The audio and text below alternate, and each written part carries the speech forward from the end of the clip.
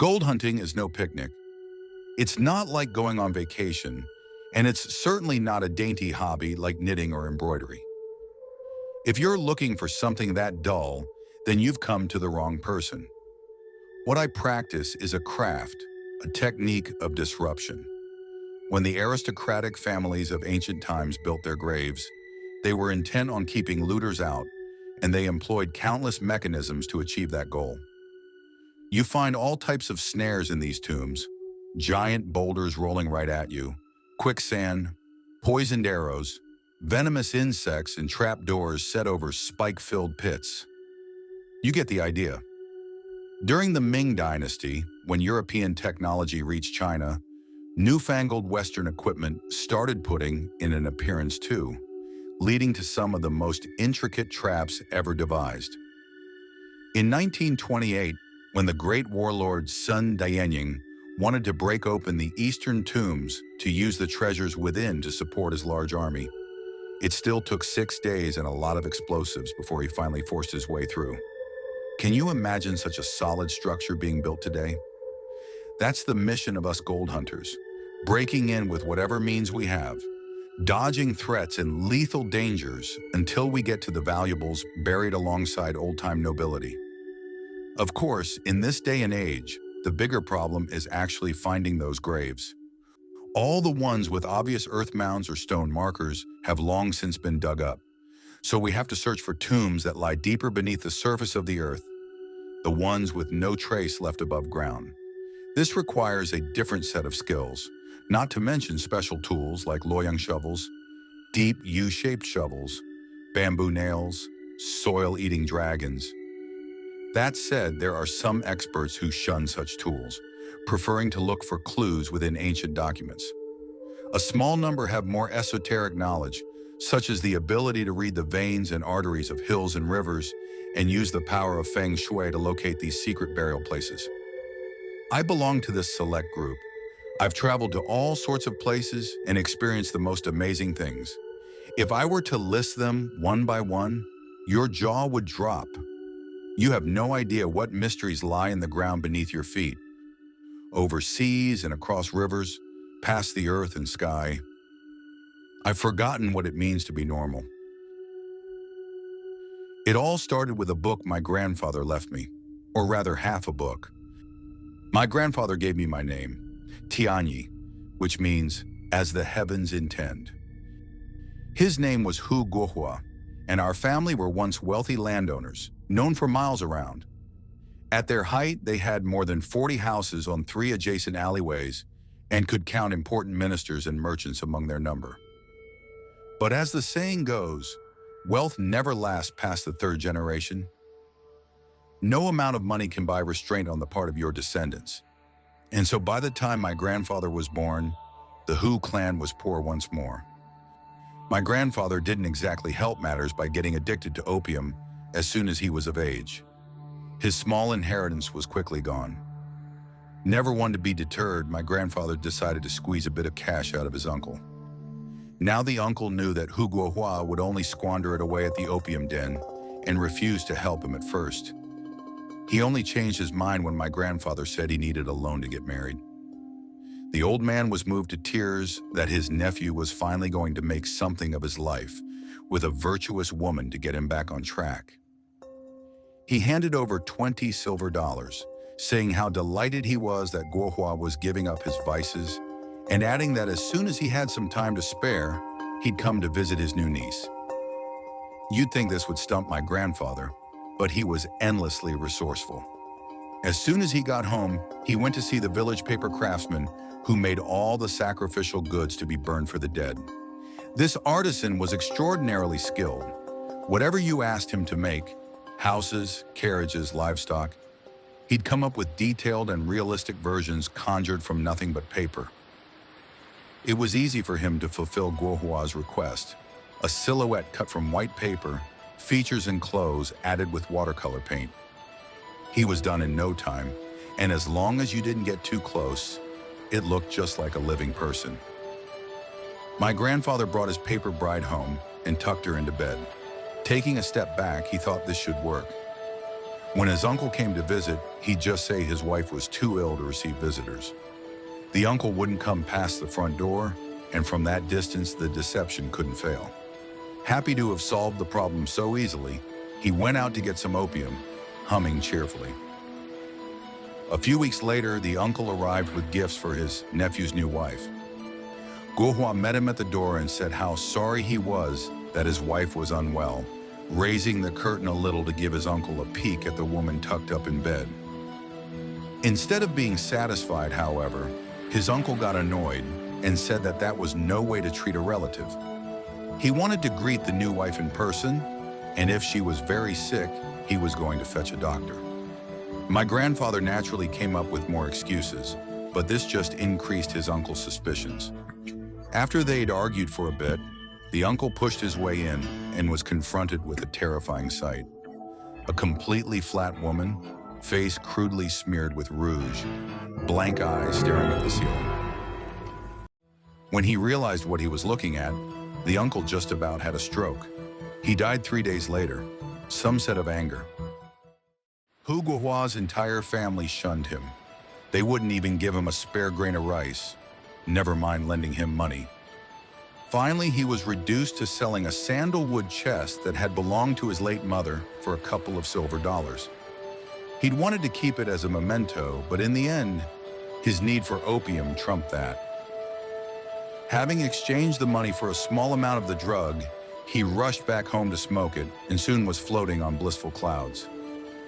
He was abruptly brought down to earth when he noticed a dark shape crawling across his filthy bed. Bringing his eyes into focus, he saw a large mouse sitting not far from him. It was roughly the size of a cat. He knew it must be old because its whiskers were all white.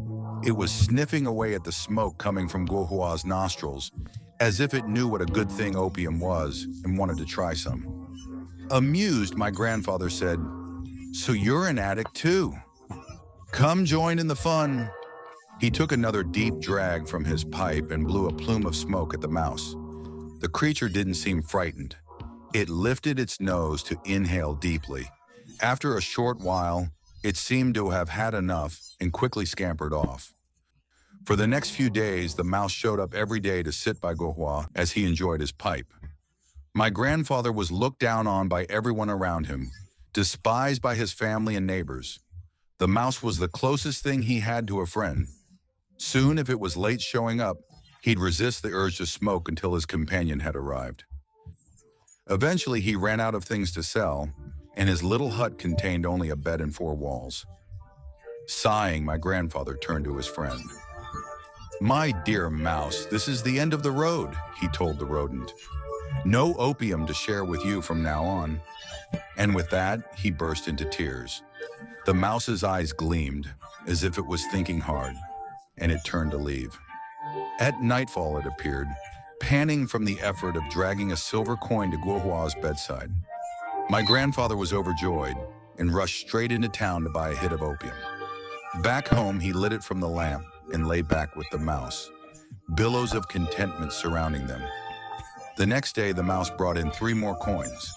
Guohua didn't know how to thank it, so he did the only thing he could.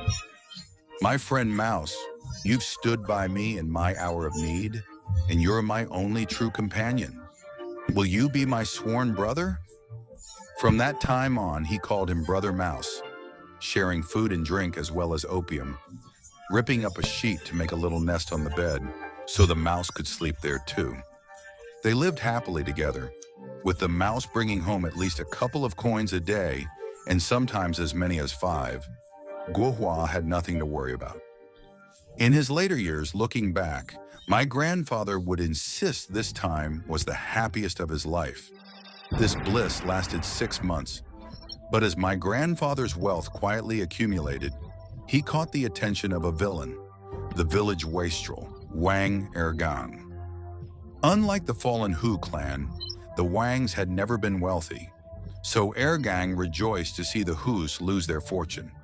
It made him feel better to insult Guohua whenever he could. How did it feel to be down in the dirt with the rest of them? And yet now it seemed Guohua was doing well. How could that be when he appeared to have no source of income? Where was the money coming from to fund all those opium fumes seeping from his house on a daily basis? Ergang decided to keep a close eye on Guohua. If it turned out he was stealing, Ergang would catch him in the act and drag him to the courthouse. There might even be a reward in it for him. That didn't work. Apart from going into town now and then to buy food and opium, Guohua didn't seem to set foot outside the house. That just made Ergang itch to know what his source of income was. The next time Guohua went out for supplies, Ergang climbed over his wall and slipped into the house, ransacking the whole place in an effort to discover the secret. He found nothing, but then he saw an old mouse asleep on the bed. Thinking he could at least have some fun, he tossed the creature into a pot of water and slammed the lid on firmly, planning to hide nearby and have a good laugh when Guohua next went to get a drink. Before he could conceal himself, though, my grandfather returned and immediately knew Ergang had harmed his only friend. He searched everywhere for Brother Mouse. When he finally lifted the lid of the water pot and saw his drowned friend, Guohua's eyes grew red, and he picked up a kitchen cleaver to attack Ergang. Fortunately, years of smoking opium had weakened his arms, and although Ergang was hit quite a few times, he escaped with his life, running bloodied to the nearest army outpost. The soldiers rushed to Guohua's house and arrested him. When he was brought to the courthouse, the judge bellowed at him, demanding to know what had gotten into him to attack another man in broad daylight. Tears streaming down his face, my grandfather gave his account of the story from beginning to end. Still weeping, he concluded, "Back when I thought I had no way out, it was the mouse who helped me live. And now my sworn brother Mouse is dead. If only I'd been at home to save him. I'll never have a friend like that again. Please punish me as you see fit for what I did to Wang Ergang. All I ask is that I be allowed to return home first to give my brother a good burial." Before the judge could respond, the army captain was already sighing in sympathy. He said to Guohua, "Incredible. If that's how you feel about a mouse, how about a fellow human being? You seem like a good sort. Why not come be my deputy?" In a time of war, might makes right, and a soldier's word was law. The captain ordered his troops to beat Wang Ergang thoroughly and sent Guohua home to bury Brother Mouse. My grandfather carefully placed the mouse in a small wooden casket, wept over his body for half a day, then returned to throw in his fortune with the local army. The Civil War was a time of great confusion, with a great many factions battling each other, and it was never clear who was on whose side. Alliances were constantly shifting. You might find yourself fighting alongside one group today, only to be at the other end of their gun barrels tomorrow. The troop my grandfather joined wasn't very large, and in less than a year, their territory had been taken over by another warlord. Those soldiers who survived fled in all directions, though sadly, the captain who'd taken my grandfather under his wing was killed by a single bullet. His entire unit destroyed and disbanded, my grandfather could only go back home, where he found that his house had collapsed. He'd fled the battlefield virtually empty-handed and hadn't eaten for days. There was no alternative but to sell his handgun to local bandits, which bought a few days' food and a little plug of opium. Now what? He had nowhere to turn, and his supplies would run out very soon. Then he remembered that just over 100 miles away was a graveyard where many important officials lay. Surely their burial goods must be worth a fair bit. The old Hu Guohua would have been too scared to desecrate a tomb, but this battle-hardened veteran had no such fears. He'd heard stories from his comrades about grave robbing, what they called reverse dipping, and how much money you could make from it. It was a capital crime, but what choice did he have? And so he made the arduous trek to the gravesite, arriving on a near moonless night, equipped with a sturdy shovel. The sky was cloudless, but mist blocked most of the moonlight.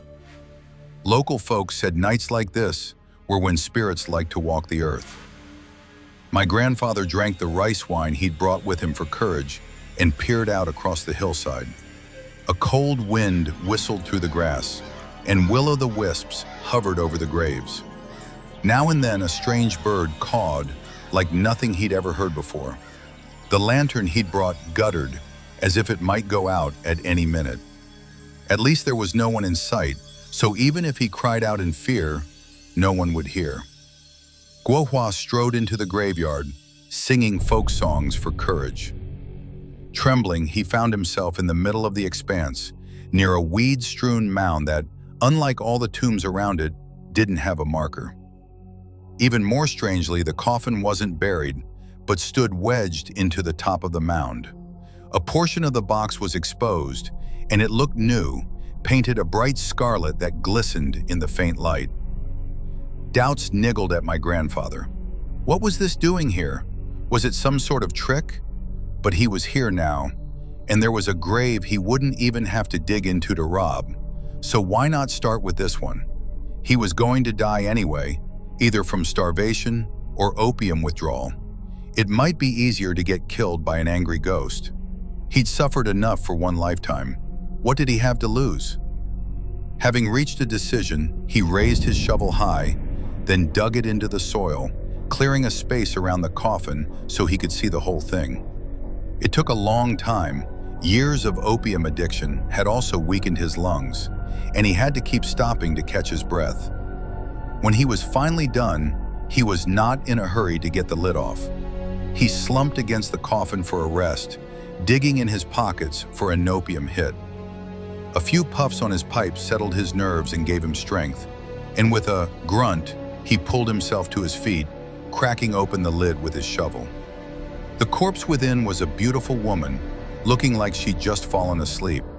There was thick makeup on her face. Smears of rouge across her cheeks blazed beneath the white powder that covered every inch of exposed skin. Her body was draped in bright red satin robes, a bridal dress. Had she just been buried? This graveyard had been abandoned long ago, so where had she come from? But if this was an older grave, then surely she would have decomposed? Although these questions troubled my grandfather, he was past caring. His attention was mostly occupied by the jewelry she was wearing.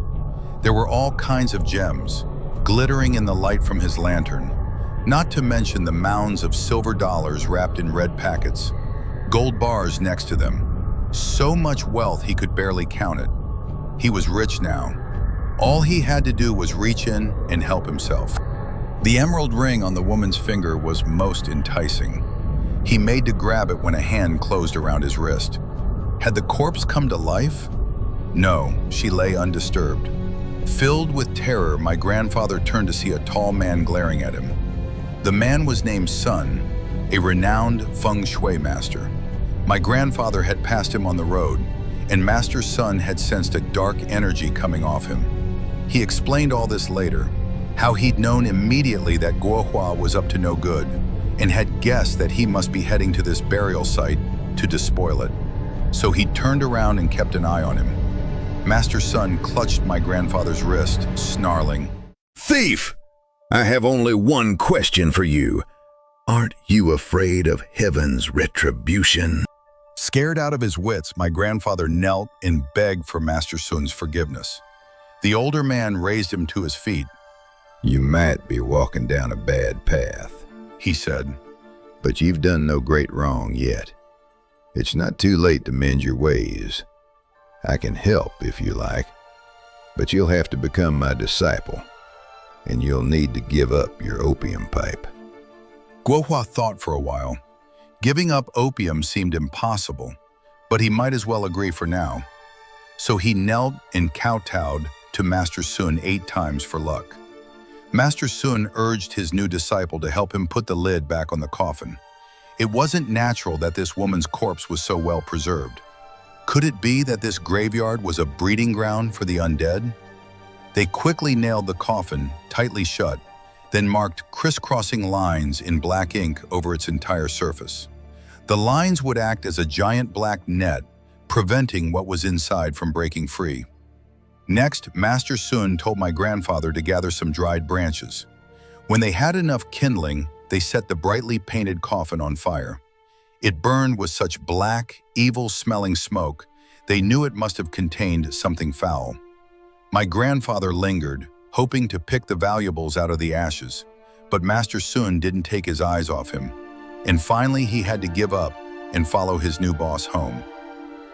The first thing Master Sun did was mix some secret herbs to rid my grandfather of his addiction.